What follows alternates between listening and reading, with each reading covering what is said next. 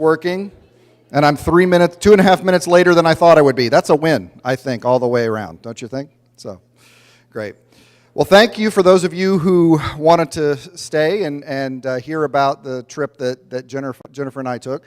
Actually, I found out about it thanks to Jennifer and her connections to some Baptists around Texas. If actually the trip was primarily Texas Baptists, so that was, that came with its own burdens, really, at the end of the day. But no, it was good to have myself, Jennifer, and Robin Anderson from Commonwealth, co-pastor there, who are the Northern Virginia representation on the trip.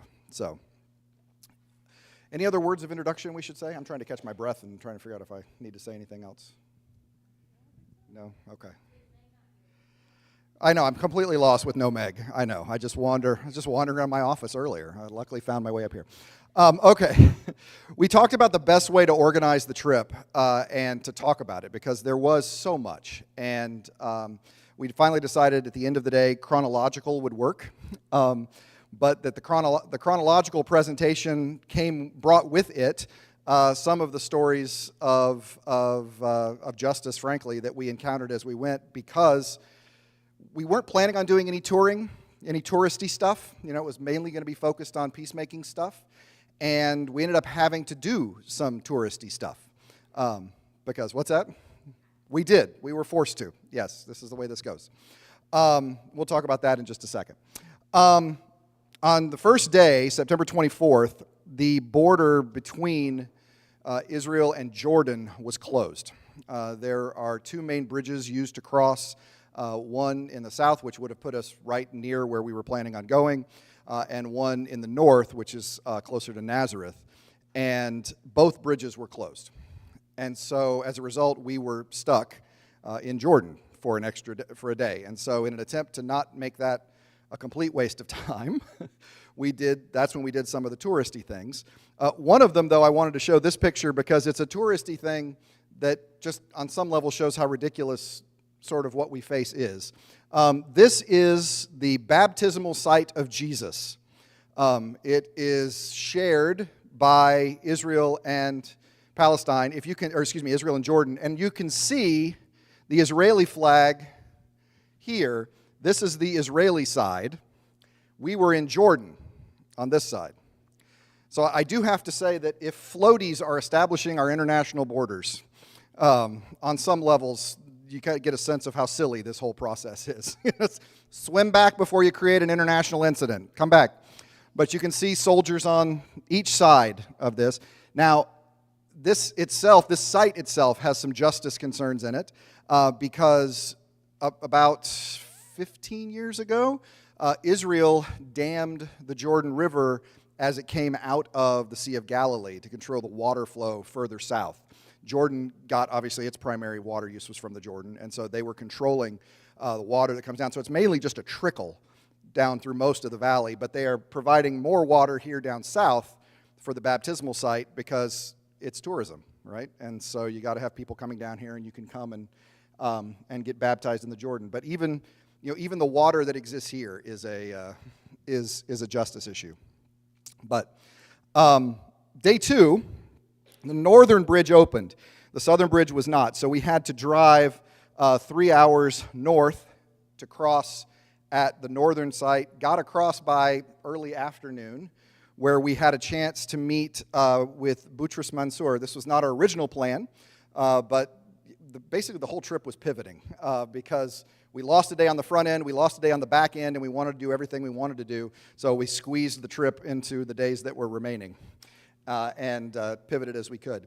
Boutros Mansour is the former principal of the Nazareth Baptist School and pastor of Nazareth Baptist Church. I say former because he was just appointed Secretary General of the World Evangelical Alliance. So that was a great opportunity to meet him. As I described him when I met him, he was the kindest and most humble piece of iron that I've ever met in my life. He just really was very sweet and very hospitable and very accommodating. And you could tell underneath that was a man of deep strength that was not going to be pushed around. He talked about what it was to be a minority of a minority of a minority of a minority. because obviously in the land, Palestinians are outnumbered by Israelis, and then you have Palestinian Christians outnumbered by Palestinian Muslims, but then you have Palestinian Baptists outnumbered by the Palestinian Christians, and so it gave him a unique perspective on that. So I've talked a lot. You say some things. Okay.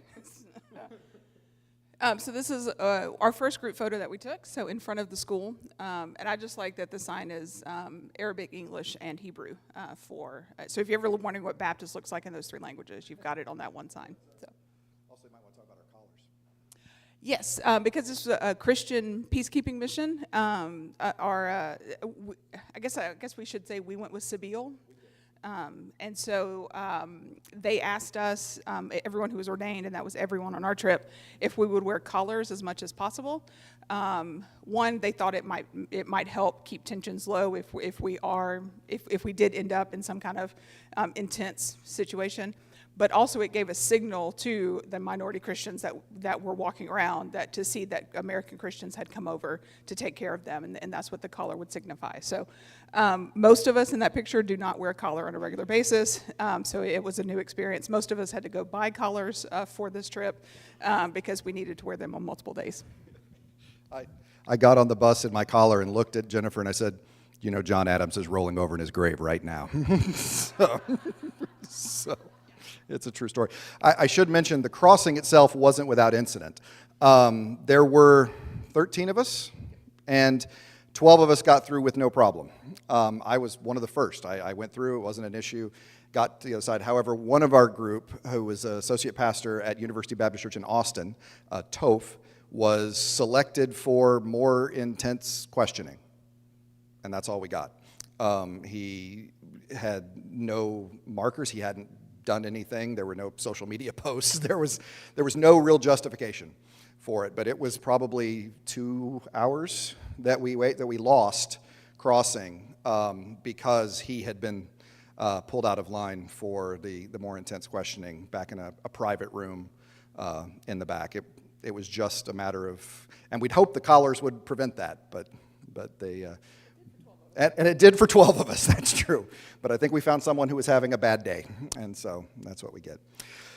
Day three. We started day three looking at Lifta. Lifta is a Palestinian village that was abandoned in 1948. It is still a ghost town. If you can look here, this is the valley area. And Jennifer, you wanted to talk a little bit about it. Yeah. So one thing that had never clicked for me, and is, if you look at the picture, in the foreground, you have one set of trees, and in the background, you have a different type of tree, right? I had never thought about what trees would mean to a people group. But these are the native trees to the Palestinian land. Those are trees imported from Europe. When the Jews returned from Europe, they brought the foliage that they were familiar with. And so there's different water use and amounts with trees that are native to a different area. And so that's one of the ways when you're traveling around Israel and Palestine, if you can look at the trees and you can see if it's native Palestinian plants or if it's imported from Europe. And if it's imported from Europe, it's a Jewish-controlled area, or most likely a Jewish-controlled area. And if it's the native trees, it's either Palestinian-controlled or it could still be Jewish-controlled. In the foreground, you see where the Palestinian village was, and this is Israeli villages and settlements. Sorry, yeah, she has a microphone. The foreground here is the Palestinian village, and then the back is the Israeli village with the different trees that she was pointing out. This was a powerful site for me personally, just because I have gone by this place 50 to 100 times, and I had no idea what it was. That these are still abandoned buildings, abandoned, again, since 1948, which is just right on the outskirts of Jerusalem. There's a lot of energy dedicated to try to redevelop this area, but for right now, anyway, it is a World Heritage Site that remembers this. So,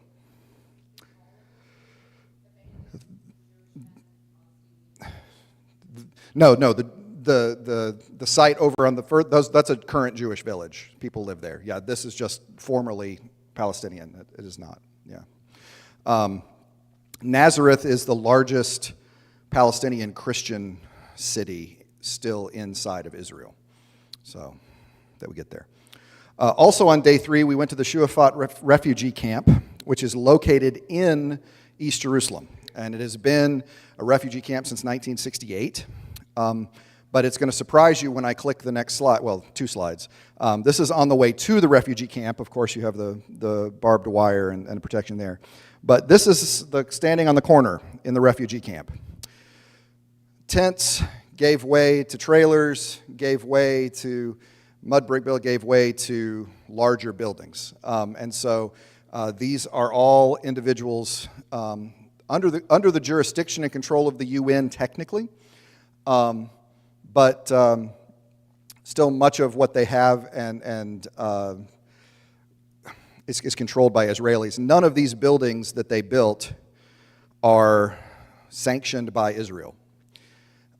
So none of them, there's no code, there's no permits, there's no oversight, and Israel will come in from time to time and simply tear them down if they want to.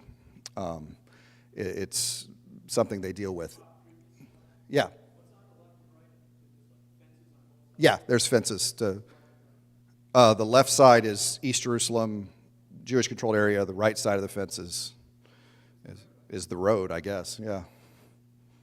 You talking about this? Yeah. So in this case, the right side is Israel and the left side is the camp. Yeah. It was. Yes. A lot of people were commenting that all you do is just go through the little gate that, it's like a little, as you exit at a ball game or something, right? You just walk in the gate. And somebody commented, it's like, boy, it was really easy to get in. I said, nobody breaks into prison. It's harder to get out as you go through. Yeah. One thing you will also notice in all of your Palestinian settlements is on the top of the building, these barrels. And that is because Israel controls the amount of water that gets into the villages. And so they're usually about 1 or 2 days of water a week. And so they try to fill the barrels up so that they can make it through the rest of the time together when that happens. So you can always spot that. So it's another shot of, again, it's not what you would think of when you say refugee camp, right? Just unusual.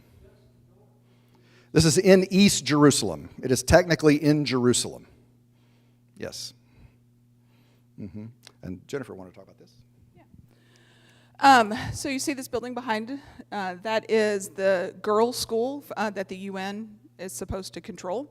And so it's a place where there would be classes and education that would occur there. But you see that there are holes in the wall. Those are bullet holes from Israeli soldiers. That from time to time, Palestinian kids will go and throw rocks at the soldiers who are manning the refugee camp. Some of them are shot on the spot. Some of them, maybe they just fire into the air or something, but there always has to be a response. And so if the soldiers don't respond immediately, there are times where they go and go through the refugee camp looking for the students, and if they can't find them or don't want to keep looking, they will sometimes shoot into the school because there are kids there, so perhaps the kids were part of the group. And if not, it sends a message to the kids.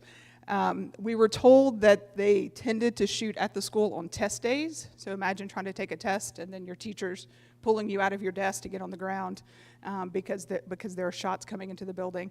The school is now closed because the UN cannot ensure the safety of the students who would be there.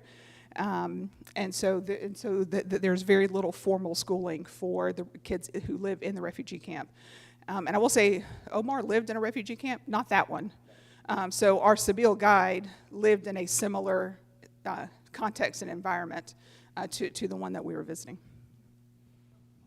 Yeah, please, Michelle. Yeah.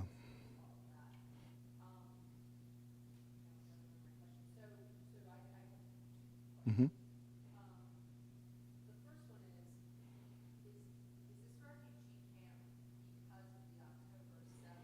No. This is 1948. This is 1948. Yeah. Okay. The abandoned settlements, the abandoned town in the first photos, some of those people may live in this refugee camp or their descendants. Clarifying that. And then if the Israeli soldiers come in, Right. like a kid threw a rock Right. and they can't find it, if they see the kid, do they kill him or her? What do they do if they find? If it happens in the moment, usually, I mean, they will use rubber bullets, which of course are incredibly dangerous projectiles. They'll use sometimes, yeah, mean, I'm not tear saying gas. Arrests are not uncommon. I mean, there was a story of during a test day, a tear gas canister being launched through the window during a test day while they were taking tests. So, I mean, yeah, it is a process. You know, this is the thing. Just sort of to give some context on this, and I wasn't planning on talking about this, but it's worth talking about. You cannot understand the state of Israel without understanding the Holocaust, and you cannot. I mean, one of the first things that kids do in school, they go in high school, it's part of your training for the Israeli military, is touring Yad Vashem, the memorial of the Holocaust memorial there in Jerusalem. And what happened and what was lost and what they endured. And there have been Israelis who have said, it doesn't matter if we lose our soul, provided there's no other Holocaust. That is what is motivating a lot of this. And so that's what, I mean, it's a strong, I mean, you know, abused become abusers, as we see very often, and that can be hard. That can be very hard. Yes, Dan? There's a little bit of a balance here. There's security issues here. I've actually been to there. So Sure. These young kids throwing rocks, they are sometimes, put this way, instigated against the Israeli soldiers. Oh, sure. Who are 17, 18 years old. Again, you got 16, 17-year-old Palestinians who are throwing. Right. And At 18 years old, so it'll vary. But there's a lot of tension, let's put it that way. There on both is. sides. There is. And right, but the responsibility, one would hope, for anyone in security would be to de-escalate a situation, not escalate a situation, and very often it is. So, yeah, that's the challenge there. Yeah, this is just other parts of that area where we were talking about it. It's buildings built over top of. That is Omar. Yeah, Palestinian Christian, Greek Orthodox Christian. So also on day 3, we went to the Silwan neighborhood, which is also in East Jerusalem. This is basically on the eastern side of the Temple Mount, if you could imagine, if you know where that is. This is the neighborhood that you have here. It is, according to Omar, the most surveilled neighborhood in the world, both visually and audio as well. Here's one of the cameras that you can see there. And so the Palestinian neighborhood decided, well, how do you respond to this, right? How can you respond to this in a way that is, I don't know, make a statement that talks about justice? And so since they decided they were being looked at so much, they decided to paint eyes on their buildings to look back at the cameras. And so the artists in this neighborhood have put eyes all over the place. There are eyes of Martin Luther King. There are eyes of, oh gosh, I don't even remember all the eyes. I've got the list in my office. But there's about 26, the blind man who was healed in John 9, his eyes are there, with sadness, by the way, that his first thing he sees upon getting his sight back is division, occupation, and hate. His eyes are painted with sadness. So just an interesting, I thought, powerful way to make a statement about, well, look at us, we're looking at you too. So, with the eyes as well. So, I'll let you talk about it. So this is a couple that we met. They're a Muslim couple. I will say that the gentleman, he had just lost one of his good friends that morning and still took the time to meet with us and graciously welcomed us into their home, which we'll see pictures of in just a minute, and or right now. So one of the problems with this neighborhood and with other parts of the Israeli-controlled areas is that there are home demolition orders that get issued, and so if Rob is handed an order, it says you have until this day to tear down your house, or we, the Israeli government, will do it for you, and then we'll charge you for it. So you either do it yourself, or you wait until that time when the Israeli government shows up, and then they will charge you for that. And so their home had been destroyed, and so this is the ruins of their home. And they had rebuilt in a very small section, illegally rebuilt. They didn't have the permits for that. And they had also gotten a home demolition order on their new area. Their kids and grandkids won't come visit them because it's not safe. You never know when the... Yeah. You don't know when the Israeli government's going to return to tear it down, and so they don't want their kids and grandkids, to be caught up in it.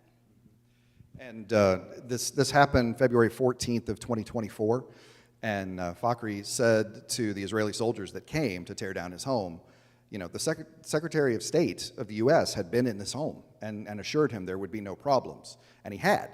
There's video of this. And the soldier handed him his cell phone and said, "Go ahead and call the U.S. Nobody cares, and we don't either." And they went ahead and demolished it. And there was a press conference that day from the Secretary of State who denounced it. But he was in the movie No Other Land, which is still seeking U.S. distribution, but the Israeli and Palestinian made movie talking about that. The other thing that I want to mention here is the only way a Palestinian can maintain their residency status is by paying taxes. And so not only do they have to pay for the demolition of their own home, and they continue to get billed for that, they then, if they want to maintain their residency, have to pay taxes on the rubble of the house that they had to tear down to do this. So it's just a systemic way of being a problem in a lot of ways. So yes, Cindy? So some people may be wondering, as I was before I talked to you about this, why don't they just move? Oh, why don't they just move? Right, because that's a very I think that's a very American Yeah. concept, but Yeah. why don't they just leave? Why don't they just move? Well, Fakhry liked to point out that he was born in this house, and his children were born in this house, and he was married in this house, and this was his home, and that's the short answer on that. Now that's the other question. I mean, a lot of the people that are, like for example, in that refugee camp, they were individuals who left their homes in 1948, and many of them still have their house keys that they pass on in the family from generation to generation. So there you will sometimes see a key as a symbol of Palestinians, and that is because that's where that comes from, the passing the key. Now, that house is probably a strip mall now in Haifa or someplace, but the key is still that symbol that they pass on of that place. So many of the refugees many of the people living in Gaza were originally refugees from the 1967 invasion of the West Bank, and then the occupation then, and many of those refugees were from 1948. Many of the people sought, to find refuge in the West Bank. Then in 67, they found refuge in Gaza, and there's no place, no place to go. Yeah, no place to go. Bob? Why the house was torn down? This house? The house is torn down because Israel is wanting to develop this area into the Gardens of David. They want to create a tourist place for people to come and see. And so they have issued demolition orders to tear it down so they can build Bible land. So there were multiple houses torn Yeah. And there's no historical time to date it. What? There were multiple houses? Oh, yes. In fact, Fakhry has been working to try to save houses in this neighborhood for a long time. He and his friend have both been arrested. They've both been questioned. And he's convinced that his friend passed that morning. They'd just been released from prison a week before from the stress of trying to advocate for these houses and areas. Yeah. So, yes, Howie. When you're paying to be a resident, Yes, the your taxes. first question is, are we still in the refugee camp? No, Okay, so what are you a resident of? you're a resident of Israel, but you don't have the same exact legal rights. Yeah, it's a sort of a... And so on this 1968 refugee camp or anything? Yes. So They also are members of Israel, yes, in the refugee. is there such a thing as a turnover rate? Does anybody ever leave, and where do they go? Yes, I mean, people, if they get the opportunity to emigrate, they will. Now, the problem is most countries have closed their borders to Palestinians. And so it was actually after October 7th, there was no place for Palestinian Christians to go. And the attack on the church, the Catholic Church, I can't remember the name of it, it's not the St. Porphyrius, it's the other one, that killed 25 members that were taking refuge, 25 Christians who were taking refuge in that church after the bombing. Australia opened their borders. And I knew a man who was the Baptist pastor of the Baptist church in Gaza Baptist Church, and he was an associate pastor, and then he was also the principal of the Christian school there. He got his wife and child to Australia because his wife's aunt lived there. So you keep using the term Palestinian Christian. Yes. So is the refugee camp for only No, Palestinians? it's for everyone. It's all for Palestinians. Everybody's in this. As far as an Israeli is concerned, there's Palestinians. So you said it was hard to get out? Yes. Well, don't they want them to get out? You mean like, well, not out of the country, but not out of the refugee camp. But not out of the country, but not out of the refugee camp? Yeah, it's a challenge. Yeah, Stan. Palestinian-controlled areas. There are in the West And Bank. they're self-governed. Yeah, but they're getting smaller. But yes, they are. We went to those. Yeah, we're getting there. Yeah. Yeah. Day 3 was a long. This is still day 3. It's still happening day 3. Don't worry, we didn't do as much later. It'll pick up, I promise. This is the remnants of one of Fakhri's trees. I mentioned Fakhri in the sermon I came back about the trees in his yard that had gotten torn up when they demolished his house. And while we're standing there, I turned around and he had replanted the trees there in front of his trailer. I think several people have said, I believe it was Munther Isaac who said to me, we're prisoners of hope. It's just, well, Munther has said to me that despair is a luxury of the privileged, that we have to do what we have to do. We can't despair. So also on day 3, we visited with Theophilus II of Jerusalem. He is the patriarch of the Greek Orthodox Church, which was really pretty cool. That's him there in the middle. Yeah, I wanted to make sure that you didn't mistake him for anybody else. My beard has not gotten there, for sure. I will point out real quick, because he would love for me to point this out. You'll notice Jennifer and I are not in our collars.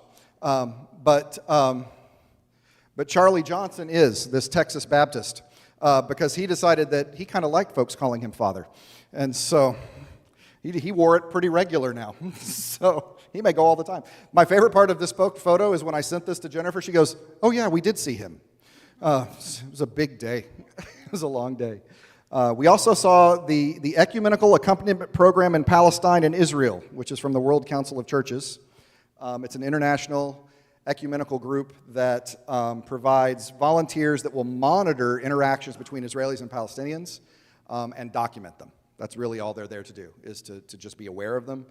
And They used to run interference. They did. But they have now also been targeted, and so now they just monitor and report.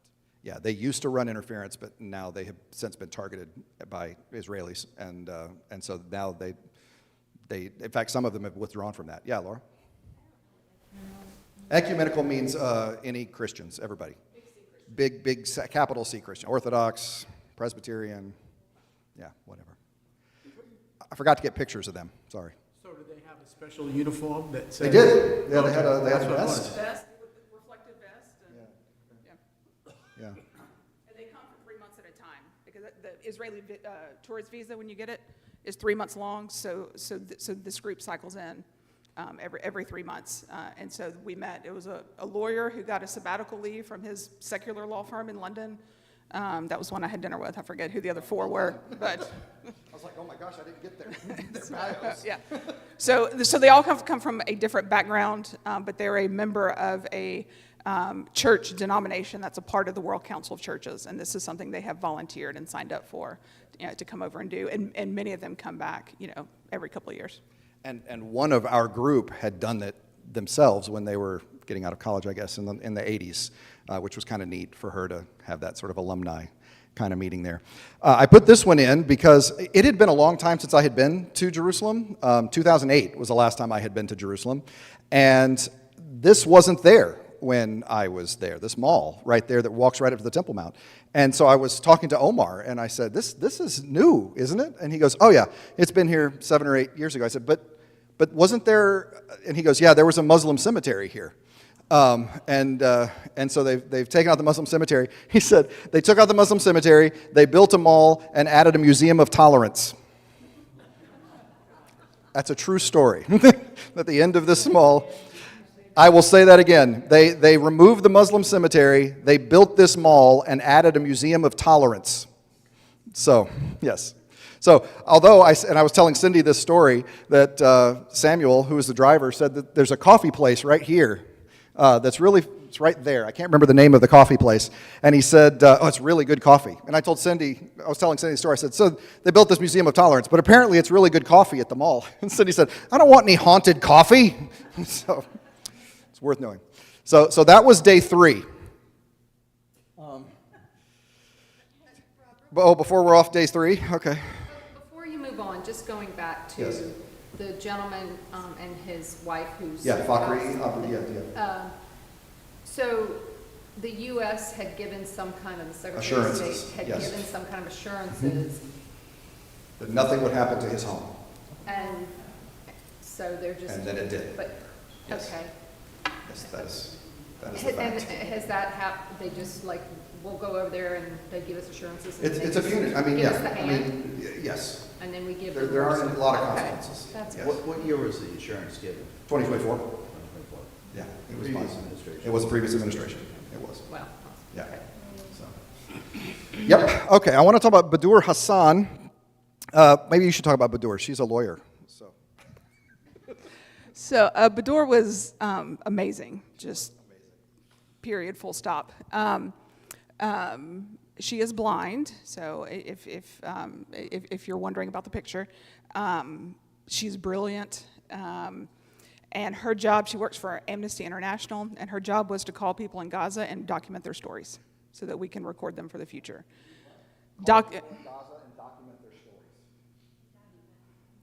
So she spent an hour and a half telling us stories that she had heard over the last year or so, and I think all of us cried for an hour and a half. It was just like nonstop. And so she was documenting stories of, parents making decisions with their kids. When they go to the store, do you take the kid with you or do you leave the kid at home? And she had, a story of a parent who took the kid with them to the store, and they were bombed and the kid died in the store. Parent made it out alive. Told us another story of the parent who decided to leave the kid at home, goes to the store to try to find whatever food that they can find, come back and the house has been bombed, and so the kids are dead. So parents are just in an impossible decision for any kind of movement. She talked to us about the cancellation of humanitarian aid visas for children prior to the outbreak of the war. Children who were in need of severe medical care, cancer treatment, things like that, more specialized things, used to come to the U.S. and to Europe for those kinds of treatments, and those were canceled with the war. And so that was one of the things she asked us to advocate for. And the procedures were paid for. I mean, it wasn't coming out of any government budget of any kind. All the government was offering was the protection to come in and receive the treatment, and all of those have been canceled. So, I mean, it was just a heartbreaking of like real life stories of real life people who lived in Gaza and were trying their best to just have an ordinary life. And so she talked about the courage to live an ordinary life, not to be the big personality on TV or the big leader or the person that everyone's going to look to, but just how do you go about your everyday life when this is hanging over your head and you have no control over it. One of the stories was, there's no schools, right? So they're continuing to teach. And some of the music teachers are teaching music based on the tone of the drones that fly overhead. They're using those pitches as a way in which to teach them how to match pitch, which is just remarkable. She stayed with us for the rest of the day, which was very fun. We then got a chance to go into the West Bank proper, and we started with Taibeh. Taibeh is a 100% Palestinian Christian village in the West Bank. And it is a site of regular Israeli terrorist attacks, including just this week. We got a note from Omar that there was another Israeli settled attack this week. This is one of those areas that Sam was referring to that are controlled by the Palestinian Authority. However, what will happen is illegal settlements, and they are considered illegal by U.S. law, they're considered illegal by international law, and they are considered illegal by Israeli law. But Israelis don't do anything to enforce it. And so what happens is sometimes it is a Jewish immigrant from the Ukraine that the Israel is offering stipends and help to go and live in some of these areas. Sometimes it is a mean-spirited person who wants to cause problems. And that's the ones that Taibeh is dealing with right now, is individuals that will go, they'll bomb cars, set cars on fire, set crops on fire. They are trying to provoke a reaction because the minute that a Palestinian responds, then the Israeli military is required to get involved. So the goal is to provoke a reaction in this so that this will happen. Did I leave anything out of that? Okay. The first place we went in Taibeh, I thought was a joke. We went to the brewery, which I thought, okay, yesterday was a really heavy day, and so they're taking us to the brewery now. That's what's happening. But it turned out to be an incredibly powerful conversation about issues of justice and doing business. I'll let you talk about the brewery. Sure. It was a great step. So back to the question about where can Palestinians go. The family who owns this brewery, many of them have immigrated to the U.S. And so the lady that we were speaking with is the daughter who has come back. She grew up in the Boston area, or at least went to college there. And so she's come back to run the family business. So she's Palestinian American. And so she talked to us about the difficulties of being a business owner when you don't control or when you control very little. And so they get the water allotment for one household to run the brewery. One household's allotment of water to run the brewery. I just want to say that again. Yeah. So you can't, because of their American connections, you can get Taipei beer at a couple of places here in the U.S. There is a distributor in D.C. I did reach out to them. They did not respond. So I was hoping to give you a recommendation, but maybe in the future. But it ended up being a very in-depth conversation. And just to see the heartfelt struggles of trying to maintain a family business. And we talked to her about why she came back and why she made that choice. She does come back to the U.S., to visit friends and family here. But she showed us around, and they're expanding the brewery because they have hopes that things will calm down and things will get better, and they want to be positioned for that. So it ended up being a very hopeful conversation as well. She told us about settlers who are coming onto their family farm, and so they're having to deal with that outside stress as well. They also her father started Oktoberfest in Taipei, which it's a city. Taipei is a city of a village of about 1,200. And Oktoberfest that weekend brings about 10,000 people to the city of Taipei. And it's not just drinking, although there is drinking. It's really more family fun. It is a celebration, almost a carnival atmosphere. And for that reason, they haven't had it the past 2 years. Since October 7th, it just hasn't felt like they should. And so that was the last one that they had there. She said that to ship her beer internationally, to ship it from Taipei to Haifa. Haifa is the port city in Israel, so you have to get out of the West Bank and to the city. To go from Taipei to Haifa, which is, 50 miles, costs twice as much as Haifa to Paris.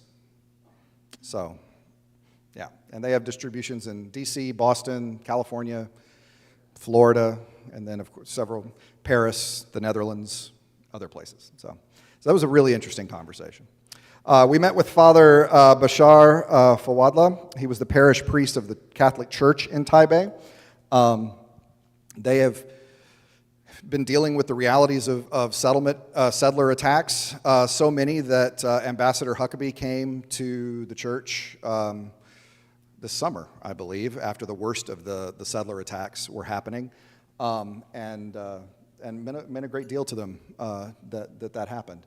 The children were a joy at that church. We were there, and they were running around the courtyard playing, and I was glad to. This is not my picture, because I didn't think to take any pictures of Father Bashar, but it captures exactly what we saw there. Just a wonderful spirit of hospitality that we found. Following that, we met Leon Nasir. You can talk about Leon. You were tied into that well. Yeah. So I think Rob has included Leanne in a sermon illustration as well. This for me, like as someone who comes from a law enforcement family, of all the things we had seen for a day and a half now, because it was a lot, this really kind of hit home of like how different life is. The home demolition, like all that stuff is real big and just seems so foreign that would occur. And so Leanne, when she was a college student, she's a Palestinian Christian, she was at a Palestinian university there, and she was engaged in normal college student activities, including organizing food and hikes, literally. And she was arrested for that, because that is illegal activity for Palestinian college students. Let me say, because the West Bank is under Israeli occupation, so it's military law that is applied in the West Bank. And so no groups of over 10 people are allowed. And so she went on hikes with her student friends. She made sandwiches and lunches for students who couldn't afford. And those are the crimes listed in her whatever it was that they listed. Yeah. In the charging document. And so, and they said that, and I just didn't believe them. And so we got a copy of the charging document, the English translation of it, and that is literally the crimes that are listed.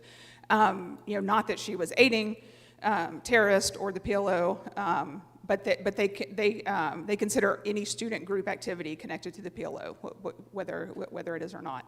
And so she was arrested. She was held for pretrial confinement for 2 or 3 months, was released on bond. So she comes back. She continues her studies. She graduates. She's rearrested, but this time they don't tell her what the charge is because it was in the national security profile. She has no idea what that was. The assumption is it's still tied back to this original indictment. And she was held for another 8 months at that point, and then released again, not being told what she had done, to avoid doing it, in the future or anything like that. And so she comes back home, and they've never dismissed this original indictment. So they had brought it back up again this year. So we're now 4 or 5 years past the time where she, as a student, had done these activities.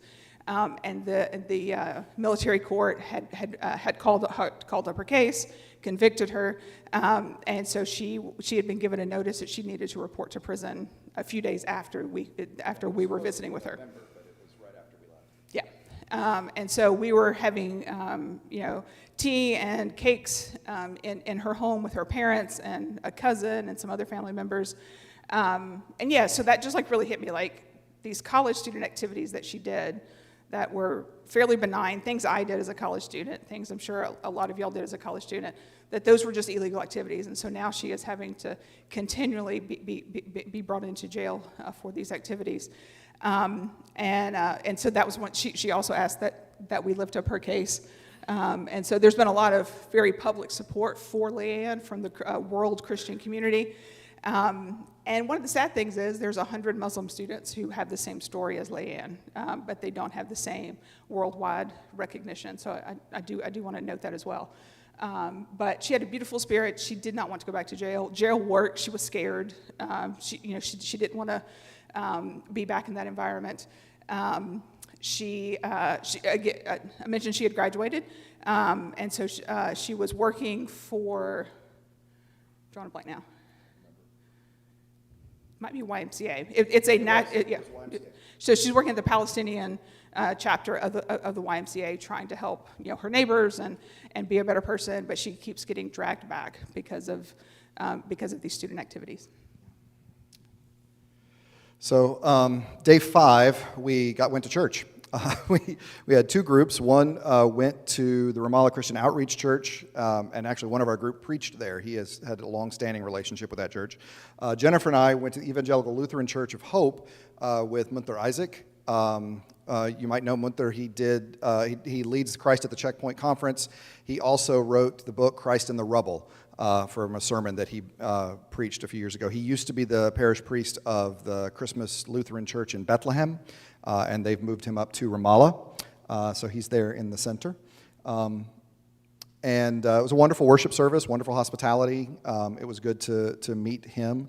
I'd had conversations with him before, but I'd not seen him in person. He remembered me. That was exciting. That's always a good feeling. We also met with Sam Bahour, who is the founder of PalTel, the Palestinian Telecommunications Center. Back when when things were optimistic back in 1996, the Accords, I forgot the name of them now, in 1996. Anyway, in there it was talking about a separate supported telecommunications system for Palestinian in the West Bank. And he was in Ohio, he's from Youngstown, and a Palestinian Christian, and said, you know what, this is a good opportunity for a smart little businessman to go over there and do something. And he was brilliant. He was absolutely brilliant. Talked about economic development, and I did joke with Cindy. This was the only thing that didn't bring me to tears in our trip, was the was the day of the economic development on that. He calls himself, what did he call himself, the tallest Palestinian in the West Bank? Yeah, that's him in the middle there. But really, really interesting fellow and wonderful spirit. But then Sunday night we had a tragedy that I'll let Jennifer talk about. Yeah, so this is, the woman in the collar is Natalie. She was one of our delegation members, and then that's her with Leanne, so this is her photo.